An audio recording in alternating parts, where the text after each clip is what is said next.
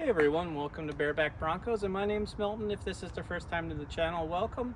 Today we're going to talk about this 270 awning from Naturnest and how I went ahead and installed it. First off, as you can see, this is a 270 passenger side awning. I have it mounted on a 2021 Bronco, and the awning is attached to an RCI roof rack. And it was a very simple install. I was able to do this by myself with just 2 ladders, a couple of wrenches, and some time. So about 2 hours is what this took for me to install this by myself. As you can see, the 270 awning is very nice quality. I do have the lights turned on for you so you can see the light kit that comes with this. It's a really nice kit. The lights come with a rubber base protection, and they are placeable if those are to go out on you. So that's a nice feature. Back here at the end, it basically has a on and off switch, and then the connection for the lights is a USB that I have ran into a power station, or you could use like a little small battery pack. But it's really nice, has a nice integrated switch.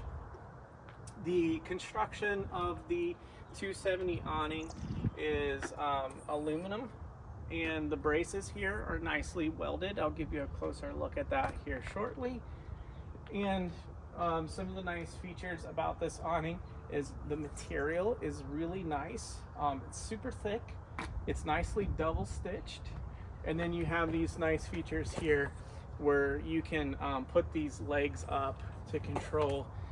If it is raining, you have some natural water drain built into it to allow that water to cascade off the front. But let's go ahead and take a look at the rear so you can see how I have this mounted.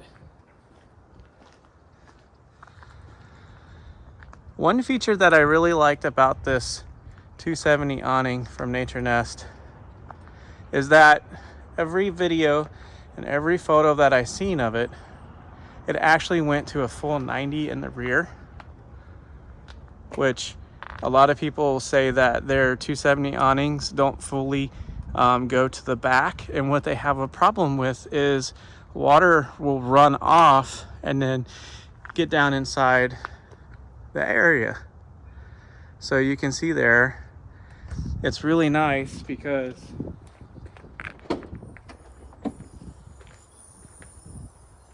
when this is down, the water will drip towards the back.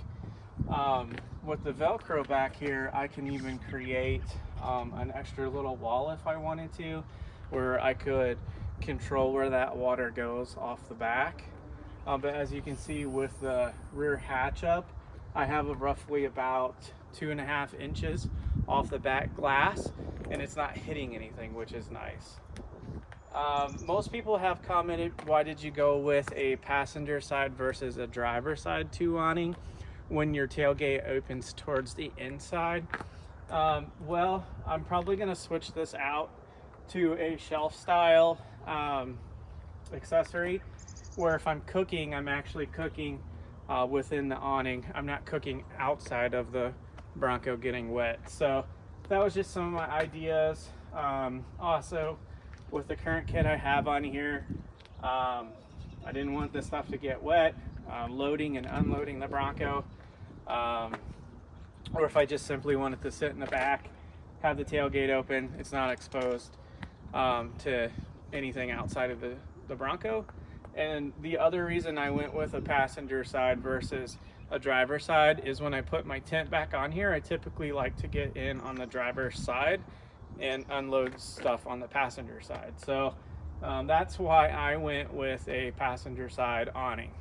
Now, it does come in driver side and passenger side. I'll put the description to both and the link where to do that down below. So if you wanted to pick one of these up for yourself, you know where to go.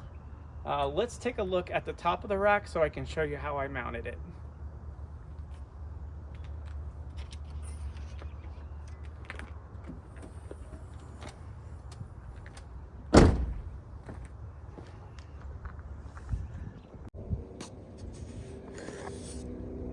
Okay, so the brackets that are gonna come with your 270 awning are really nice. They're nice and wide, and it gives you a wide range of flexibility when you're mounting this to the back of the awning.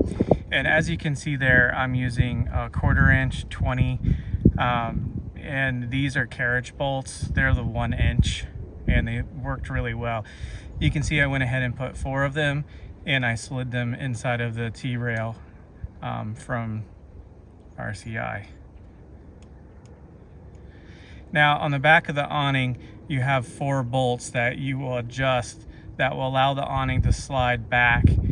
You'll be able to see here that the awning is all the way in the back of the Bronco, and I basically slid it to the very end, and that allows for that 90-degree angle in the back.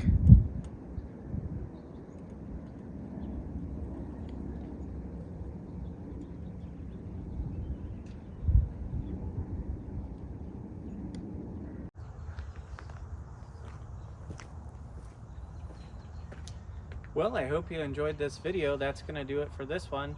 If you have any questions, make sure to put them in our comments. Check the description down below so you can go to the link where this will be posted. I will have the driver's side and the passenger side on there for you. So if you're going to purchase these, make sure you pay attention to which one you're getting if you're going to use my link. Thank you, and we'll see you on the next one.